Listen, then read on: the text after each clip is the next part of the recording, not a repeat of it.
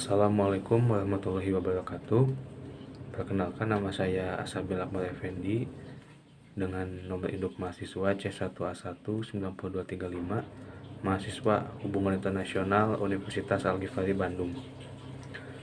Pada kesempatan kali ini saya akan menjelaskan atau membuat video untuk memenuhi tugas mata kuliah Diplomasi Lingkungan yang diampu oleh Ibu Dr. Dina. Nah, di sini saya akan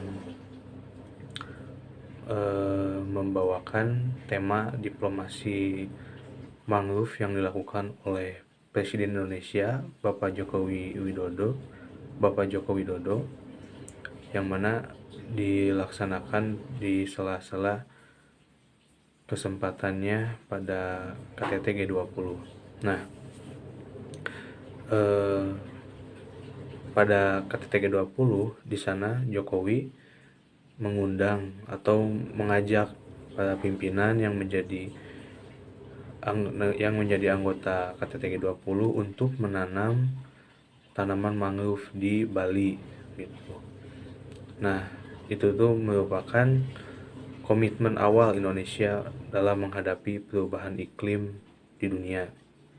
Nah, mengapa? Karena belum lama ini saat masa pandemi sampai dengan video ini dibuat, kita itu manusia yang ada di bumi ini menghadapi yang namanya climate change atau perubahan iklim. Nah, ini tuh perubahan yang terjadi jangka panjang dan menjadi fokus kita belum lama ini.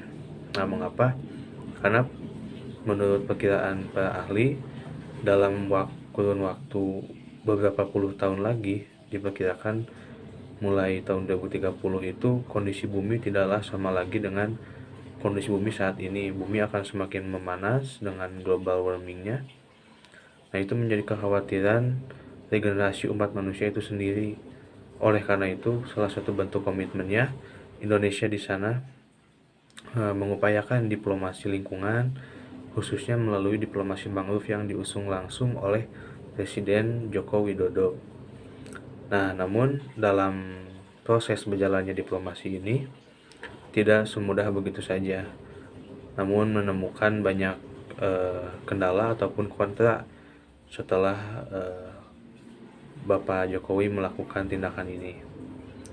Nah, ini tuh mendapat perhatian, mendapat sorotan terkhusus oleh pemerhati lingkungan, yaitu elemen masyarakat, lebih tepatnya lembaga swadaya masyarakat, yang salah satunya sudah begitu besar namanya, yaitu WALHI. Nah, WALHI mengkritisi tindakan Jokowi ini jangan sampai menjadi momentum gimmick belaka untuk mencari panggung istilahnya di dalam pertemuan G20 ini gitu. Jadi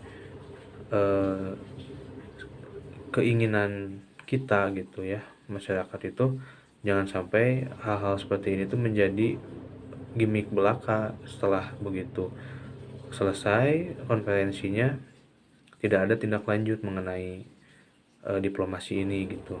Nah, ditambah lagi diplomasi mangrove ini masih belum selaras dengan permasalahan mangrove itu sendiri di Indonesia, baik itu mangrove-nya, tanamannya, mengenai rehabilitasinya, lalu kelayakannya ditanam itu bagaimana di tanah kita, seperti halnya masih bertentangan dengan undang-undang yang berlaku atau regulasi ya, kebijakan yang berlaku itu.